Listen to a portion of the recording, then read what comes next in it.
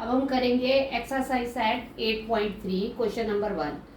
Find the 12 term of a GP with common ratio 2 whose 8 term is 192। लेकिन इसको करने से पहले पहले मैं आपको एक चीज़ बताना चाहती हूँ कि देखो जो अब अभी हमने क्या करी थी, एपी करी थी। अब जीपी के लिए देखो सीरीज क्या बनती है, ए आर स्क्वायर कॉमा सोन। याद रखना कि जीपी के लिए आपकी ये वाली सीरीज बनती है और लास्ट में उसमें ए एन होता है, इसमें क्या होता है A R N minus one होता है। ठीक है, अब आपके पास क्या है, जब जीपी की सीरीज बनानी है तो उसमें टी एन, अभी आपने जब किया तो उसमें टी एन या ए एन क्या होता था, A plus N minus one D होता था। ठीक है, इसमें क्या होता है, इसमें टी एन लिख दो या ए एन लिख दो, A R N minus one.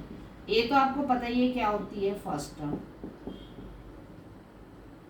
और जो आर होता है वो क्या होता है, इसमें जो आर होता है वो होता है आपके पास कॉमन रेशो। उसमें क्या होता था, कॉमन डिफरेंस होता था, यहाँ पर क्या होता है आपके पास कॉमन रेशो। उसमें आर कैसे, डी कैसे फाइंड आउट करते थे, second minus first, A two minus A one. इसमें आर कैसे फाइंड आउट करते हैं, A two upon A one, second upon first. ठीक है, क्योंकि ये क्वेश्चन बताने से पहले आपको ये पता होना चाहिए था कि जो जीपी सीरीज है उसमें सीरीज कैसे चलती है, उसकी एनएट टर्म क्या होती है, उसमें रेशो यूज होता है तो रेशो का मतलब क्या होता है।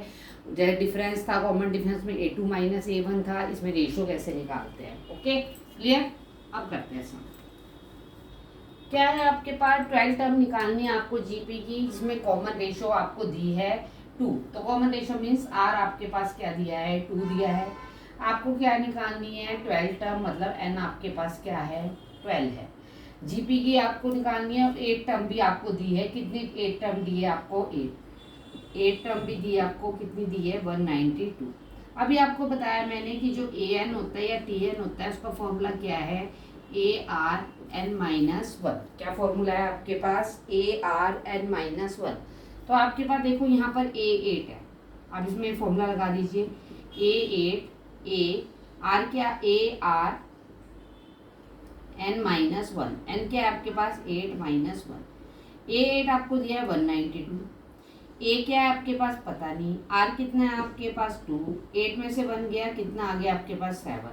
अब 192 2/7 और ये क्या आ गया 8। चलिए हम इसे खोल देते हैं, 192 2 कितने टाइम्स है आपके पास, 7 टाइम्स।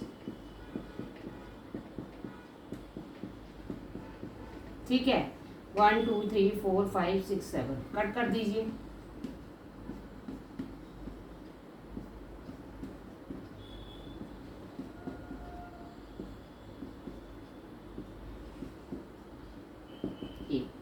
और ए कितना आ गया आपके पास, 3/2। ठीक है, ए आपके पास आ गया 3/2 आ गया। अब देखो हमारे पास क्या है, इसके बाद हमें दिया है क्या बोलते, you have find out 12 term.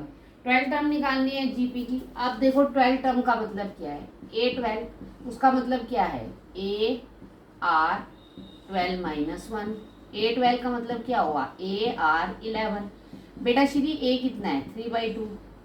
Are कितना है आपके पास 2, उसकी पावर क्या आ गई 11, इसे ऊपर ले जा सकते हैं हम, तो 3 इंटू 2 की पावर, इसे ऊपर ले गए तो 11 माइनस वन, तो 3 इंटू 2 की पावर क्या आ गई आपके पास 10।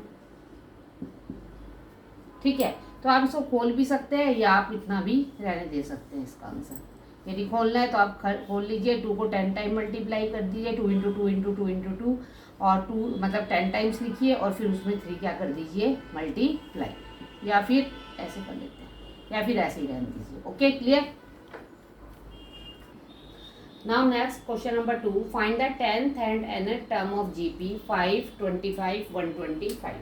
तो टर्म क्या है आपके पास, टर्म लिख लीजिए, टर्म लिख लिया आपने। ए क्या है आपके पास 5, आर क्या है अभी बताया यार आपको, पहले उसमें बताया था मैंने, सेकंड अपॉन फर्स्ट, तो आर कितना आ गया 5। पहले आपको ए 10 निकालना है, तो फॉर्मूला क्या था अभी आपके पास, पहले लिख देते हैं ए एन, फॉर्मूला ही लिख देते हैं।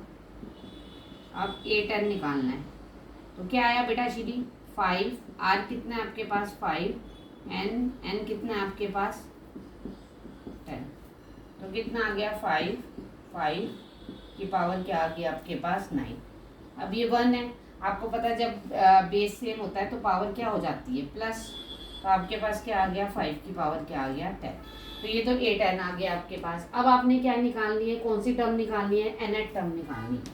अब nth टर्म का मतलब an